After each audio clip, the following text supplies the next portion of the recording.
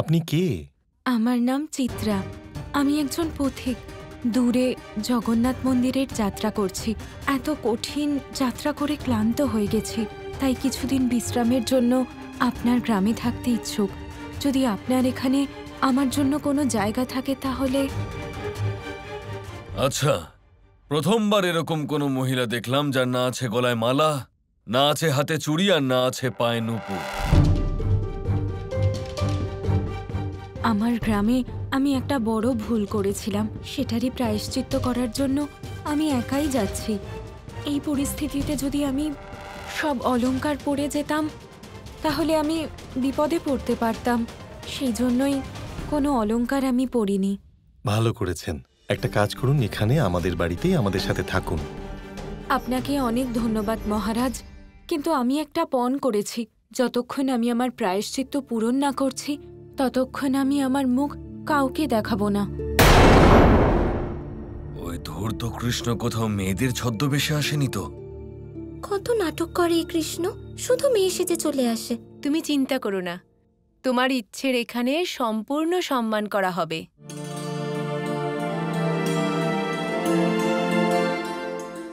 চিত্রা, চলো আমি তোমাকে তোমার ঘর দেখিয়ে দিচ্ছি। শোনো বাবা, তুমি এখানেই বিশ্রাম করো, আমি একটু পরে তোমার সাথে দেখা করছি। নিশ্চয়ই কাকা। চলুন। এই কৃষ্ণ রাধার সঙ্গে দেখা করার আগেই আমি সকলের সামনে গিয়ে ওর সত্যিটা প্রকাশ করব।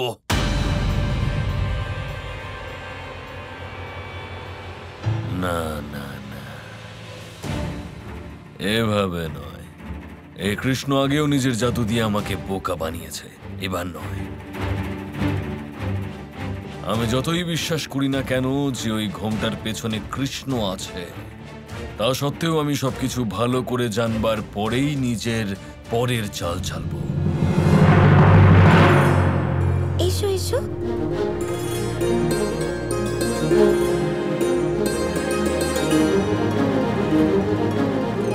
দেখো কৃষ্ণ, আমি জানতাম যে তুমি কোনো না কোনো ভাবে আমার সাথে দেখা করতে আসবে। চলো এবার ওখানে বসে আমাকে গল্প বলো। কিন্তু রাধা দেবী, আমার কথাটা তো শুনুন। আমি বললাম না আগে ওখানে বসে গল্প বলো।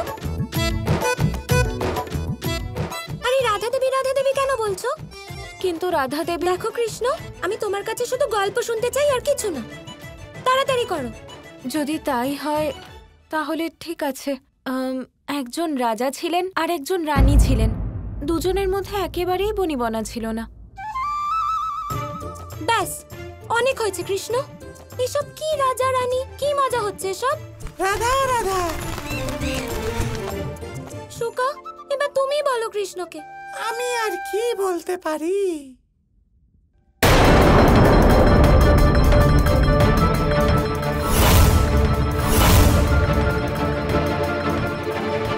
এটা কি করলে তুমি কৃষ্ণ? আমাদের 7 গজের দূরত্ব রাখার কথা ছিল। তুমি আমার প্রতিজ্ঞা ভঙ্গ করলে কৃষ্ণ।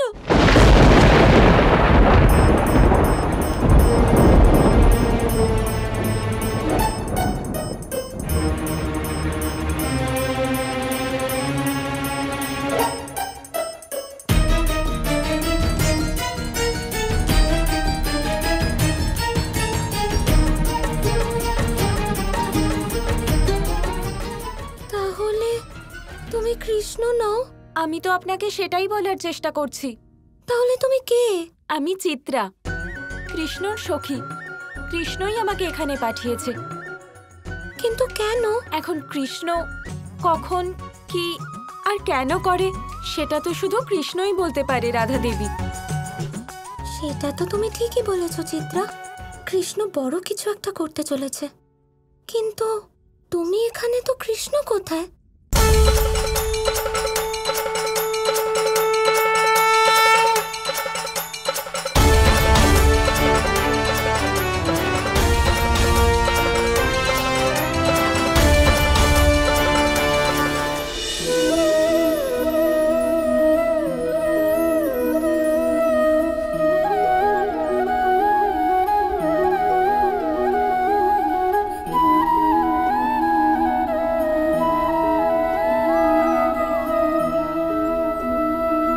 আমি এখানে রাধা। আমি আসছি তোমার কাছে এক নতুন রূপে নিজের কথা রাখতে, পরবর্তী গল্প শোনাতে আমি আসছি রাধা।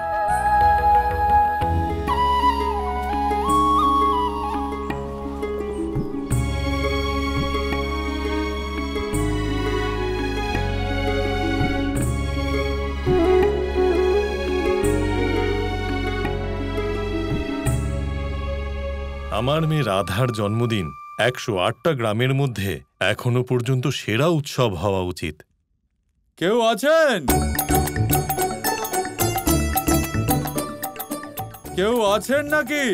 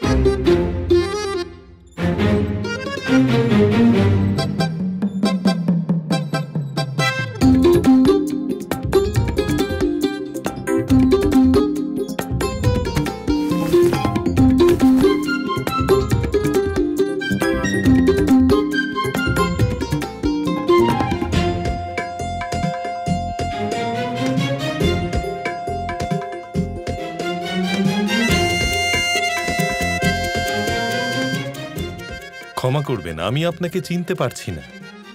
কে আপনি আর এসব কি করছেন? রাম রাম, আমার নাম গোবিন্দ। আমি রেশমের ব্যবসায়ী। আর এই বাক্সের মধ্যে বিশ্বের সব থেকে ভালো রেশম আছে। এমন রেশম যেটা মানুষ নয়, ভগবান পড়েন। আর সেই জন্য যেখানে এই বাক্স রাখি সেই জায়গা আগে পরিষ্কার করে নিই। এখানে আপনি কেন এসেছেন? আপনি প্রধান তো, এই গ্রামে ব্যবসা করতে আপনার থেকে অনুমতি চাইতে এসেছি। ব্যাপার হচ্ছে, আমার কাছে যে রেশম আছে না, সেটা ভগবানের উপযুক্ত রেশম। আর আপনার গ্রামে যে রেশম বিক্রি হয় সেটা অত্যন্ত সাধারণ। তাই বুঝি? গোবিন্দ মশাই, এত গর্ব আপনার নিজের রেশমের প্রতি? হ্যাঁ আছে, তাতে কি? তবে আপনি কে? নিজের পরিচয় তো দিন দেবী। রাধা। রাধা? হ্যাঁ অবশ্যই গর্ব আছে, কেন হবে না? দেখুন, আপনার বিশ্বাস না হলে নিজে ছুঁয়ে দেখে নিন। যাও মা। না না বাবা, আপনি দেখে নিন।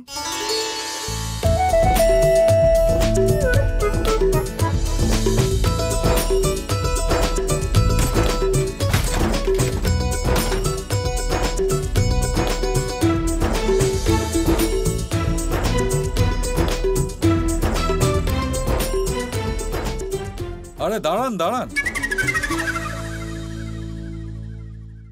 আপনার হাত পরিষ্কার তো? ভালো মশকরা করেন আপনি। পরিষ্কার আছে।